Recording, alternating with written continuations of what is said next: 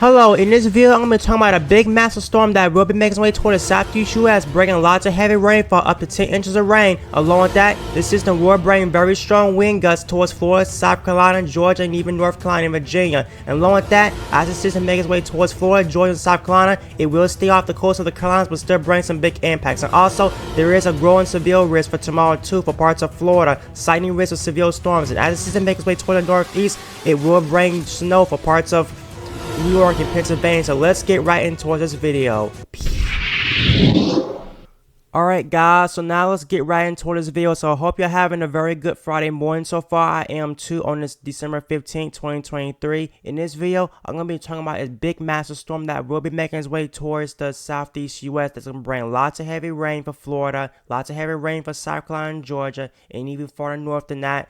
And also very strong winds and big wave hike on the coastal US. So if you like these videos I be doing on my channel, please hit that like button and subscribe, and let's get right into it. So first of all, if you live in parts of the east coast of Florida, not because of that low pressure yet, it's because we got a very strong ridge of high pressure that's sitting towards the mid-Atlantic US that's bringing very strong northeast flow. So if you live in the east coast of Florida, it's been windy for the past couple of days, but this it's not coming from that storm system. It's coming from that very strong high pressure that's strengthening up towards the mid-Atlantic, and it's bringing very strong winds. And because it's bringing very strong winds, that's a 1041 millibar high pressure. Yeah, it's a very strong high pressure, and that's why we're seeing very strong winds towards east coast of Florida. But get ready, because by the time that system moves its way towards Florida, the wind's gonna be much stronger, and we're actually gonna see rain. And yes, there is a severe threat for this system too for parts of Florida. I'll be going for detail on that.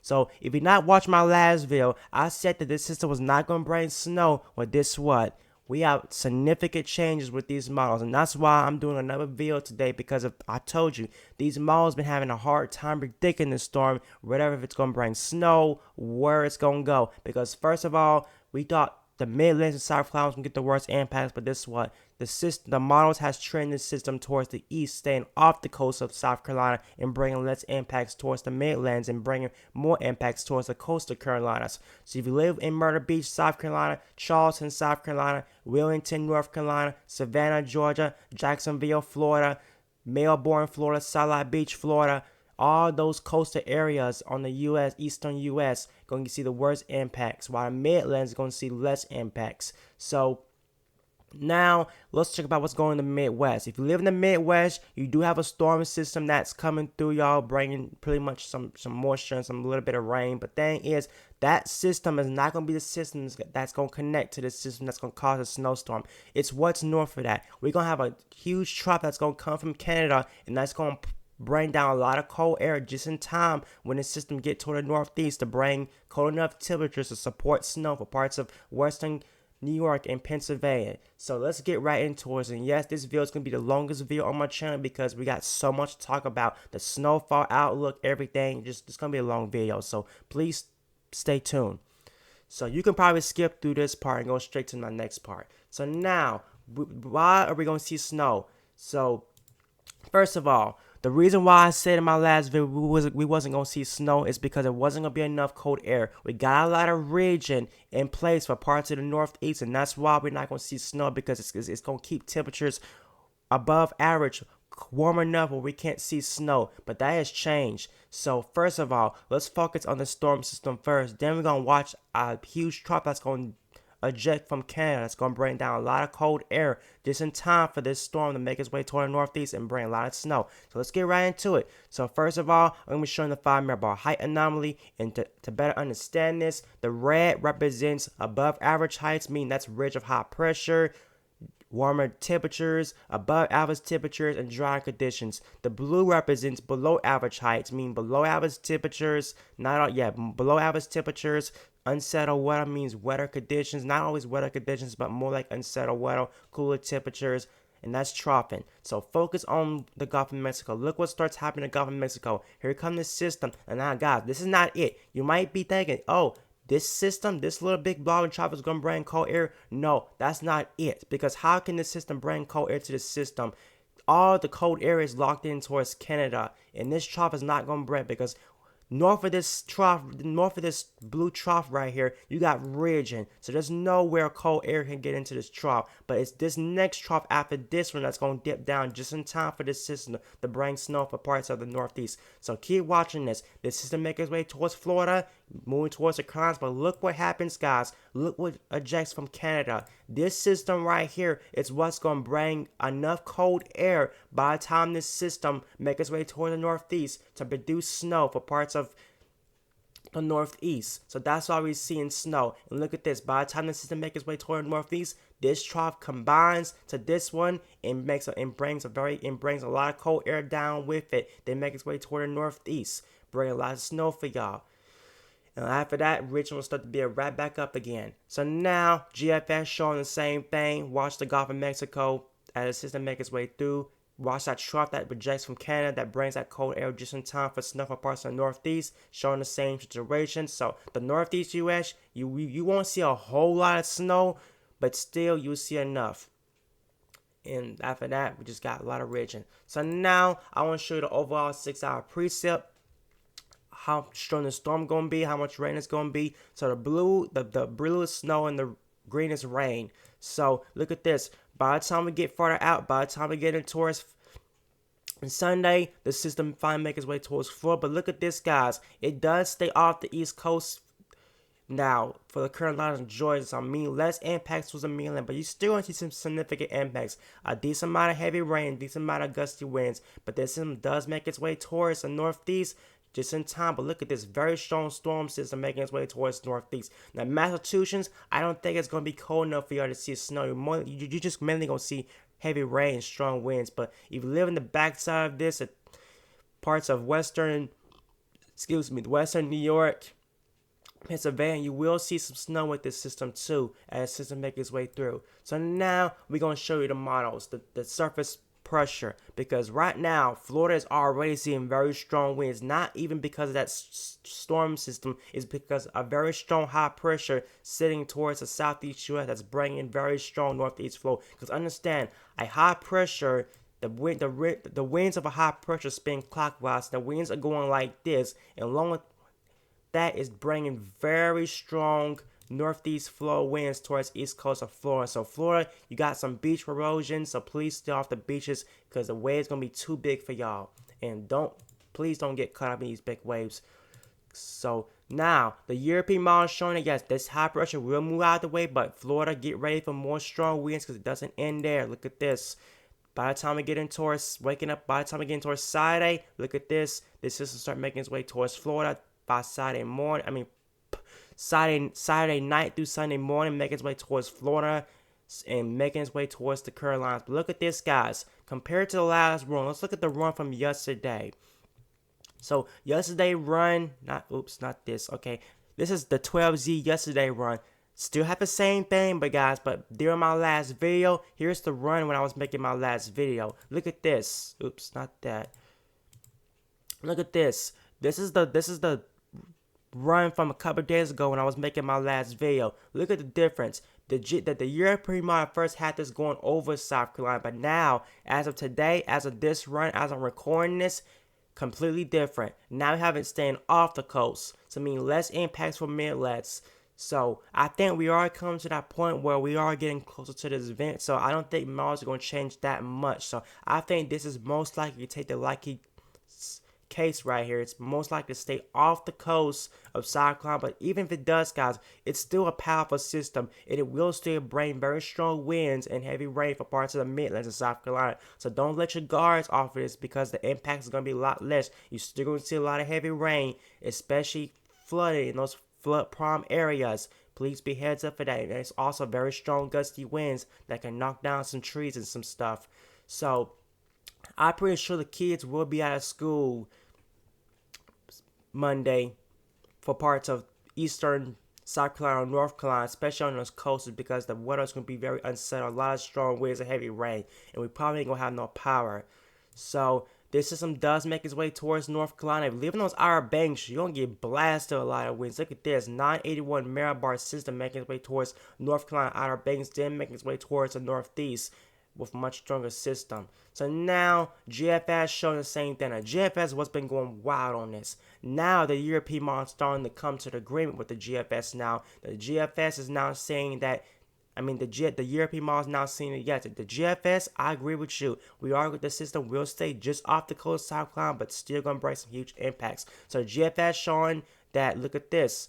GFS actually has this system a lot more weaker. So the GFS, even though it's an agreement when it comes to the location of the system, but the strength of the system, not too much. The GFS wants us to add a much weaker system and less impacts towards Georgia and South Carolina and even North Carolina, but still gonna be like heavy rain. But look at this.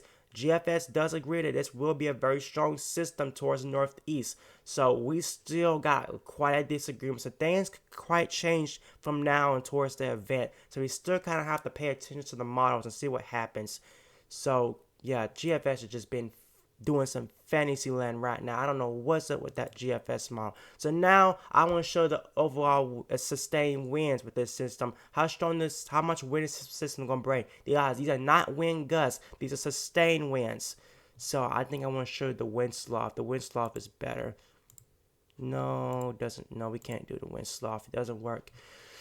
So as the system makes its way towards Florida, guys, if you live on the east coast of Florida, sustained winds can be in the late 20s, 30s. Like, look at that, bull. Like, these some very strong winds. Look at this. Sustained winds anywhere from 40 to 46 miles per hour just off the coast of South Carolina. Still going to see some very strong sustained winds anywhere from 20 to 25 sustained winds for parts of South Carolina. A lot less impacts now with this latest model, but still pretty bullish when it comes to these sustained winds. Look at this. Parts of the Outer Banks of North Carolina, you got sustained winds getting very close towards strong tropical storm winds. Like, that's very bad. And that's definitely going to knock down some power and some trees.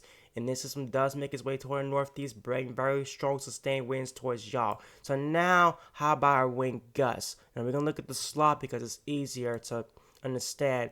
So look at this. This system will bring lots of strong winds. The heaviest winds are going to be just off the east coast of the U.S., especially South Carolina, North Carolina. Got the strongest wind just offshore, so big waves of y'all. But look at this, guys. Just because the system's going to stay just off the east coast, the impact is still going to be significant for the Midlands. Look at this. Parts of Columbia area, you still going to have some pretty strong gusty winds with this system. Gusts anywhere from 40 to 50 mile per hour wind gusts. Even look at the Outer Banks of North Carolina, gusting up towards hurricane force, getting very close towards hurricane force, especially those Outer Banks. Yeah, it's going to be bad for y'all. Florida going to see some very strong gusty wind with this system. Stronger winds on those higher elevations, on those mountains.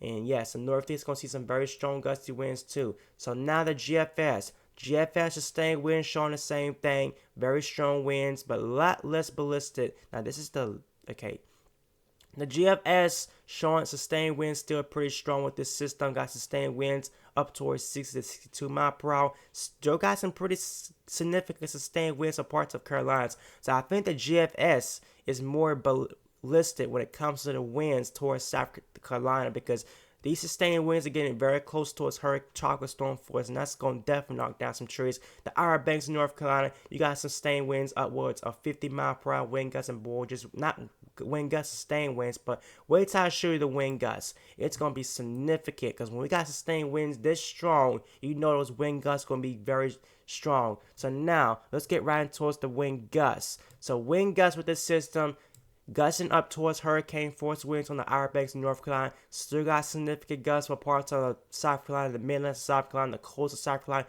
Towards Myrtle Beach, Charleston, you got wind gusts up to 50 miles per hour, possibly 57 mile per hour wind gusts. In the eastern mid-Atlantic U.S., got wind gusts anywhere from 60 to 70 mile per hour wind gusts. So definitely, I doubt those kids will not have school on these days, because those wind gusts are going to be significant. And it will knock down power. It will knock down trees and everything. So now, I want to show you the wave heights, because these winds will be so strong, there are going to be some big waves. And my warning here, I'm not here to hype stuff up, but y'all need to stay out of these. Y'all need to stay out of these beaches because these waves are gonna be huge. I know a lot of people will be surfing because I know in Florida y'all don't get winter really much, so it's still warm enough for y'all to go to the beaches for this time of year. But still, these waves are gonna be significant. You gotta stay off these beaches because you will get caught in these waves and these rip currents easily if you go out there surfing, especially those surfers out there. If y'all surf out there, stay off those beaches. Don't go surfing because it's not going to be safe for y'all. Those rip currents are going to be bad. So now look at this. By the time the system gets through me, Florida's already seen some decent amount of rip currents. Got waves anywhere from 14 to 16 feet. But wait until this low pressure gets here, guys. Look at this. You got wave heights anywhere from 25 to 30 feet waves. And look at this, guys, now. Carolinas, stay off the beaches too. Got some very huge waves. Look at this, guys. A huge big blob of red. That's 30 feet waves right there. So very huge waves. It will goes up towards the northeast too. Brings some big waves for y'all too. So yeah, please see all the beaches during these huge waves. So now I want to show you the rainfall outlook. How much rain this system's going to bring. So if you live in parts of Florida, now until next Monday, now until Monday, you can see some heavy rain with this system.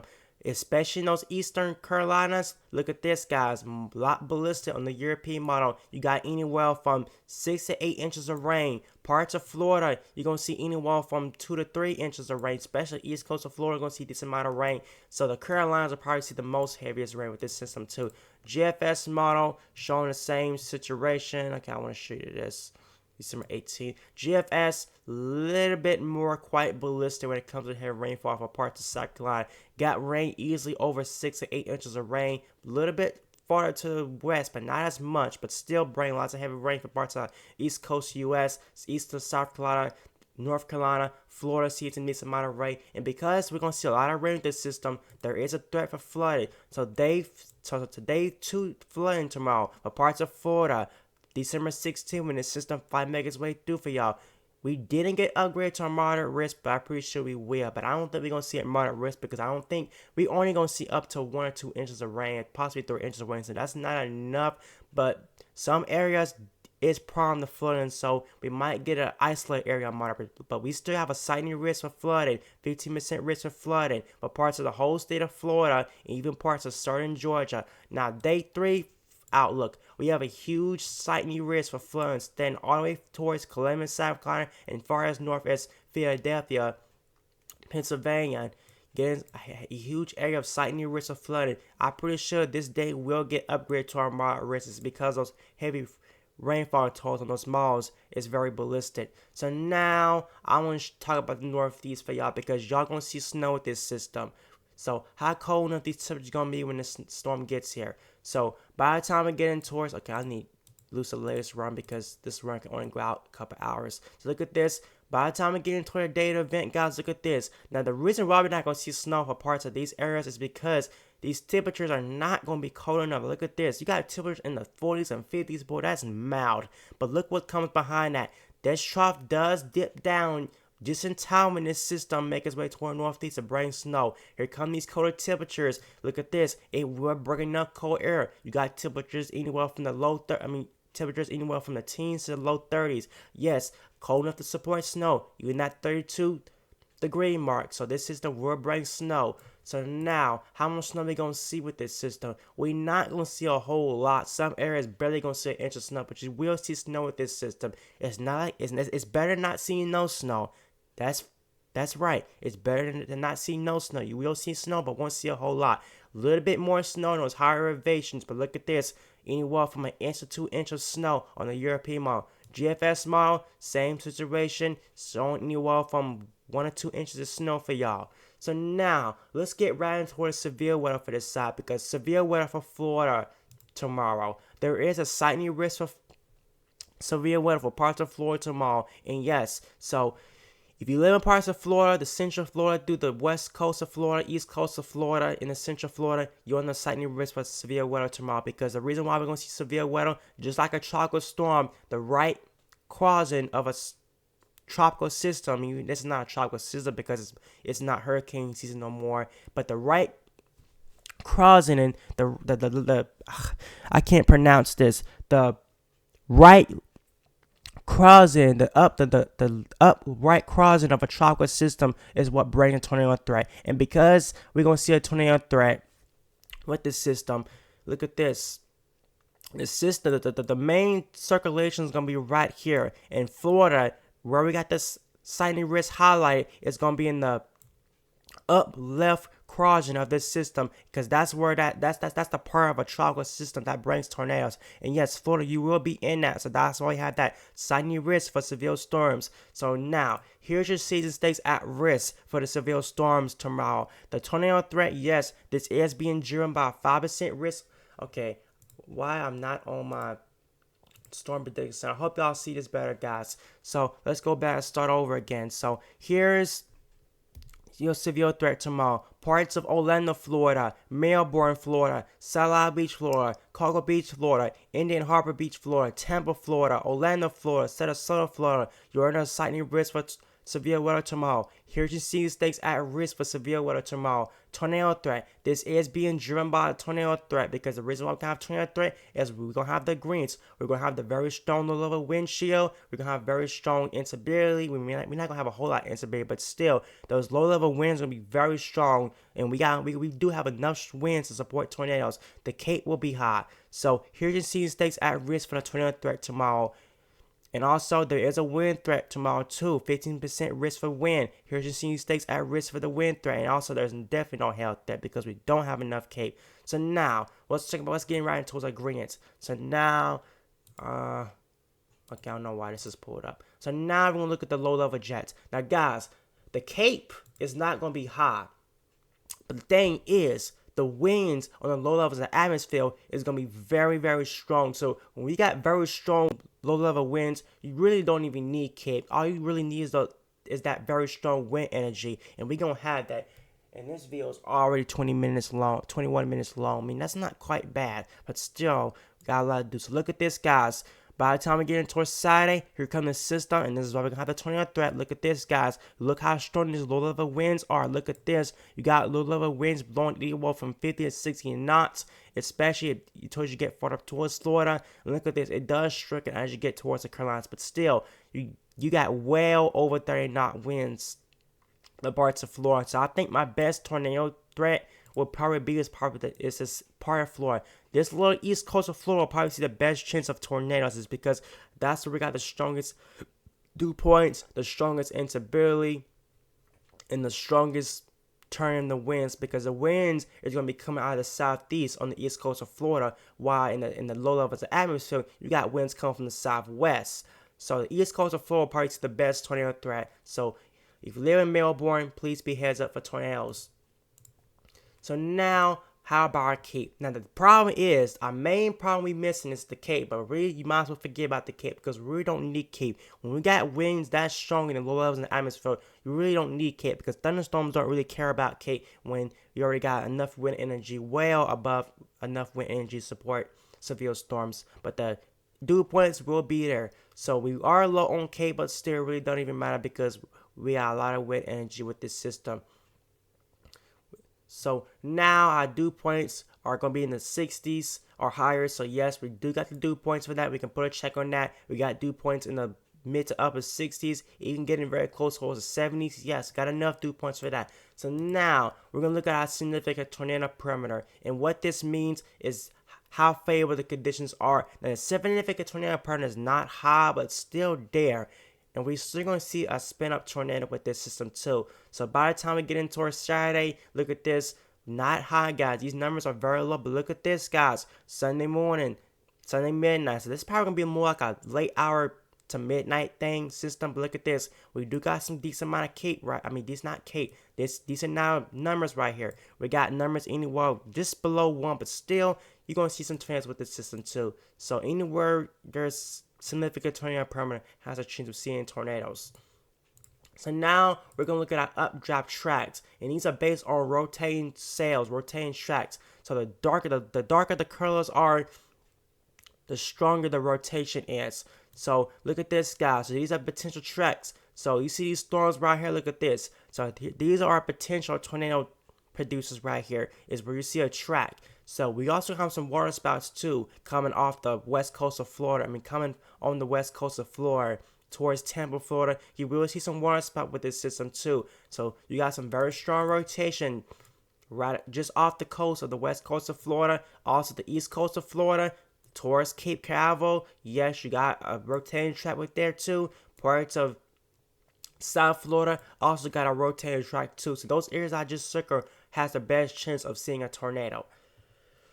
So now I want to show you the overall future weather, what the weather is going to look like for y'all. So by the time we get in towards Friday, not really much happened. But watch when we get into Saturday, guys. This is where the system start making its way towards Florida by Saturday afternoon. Making its way towards Florida, bring lots of heavy rain. But look what happens by the time we get in towards Sunday. Look at this, guys.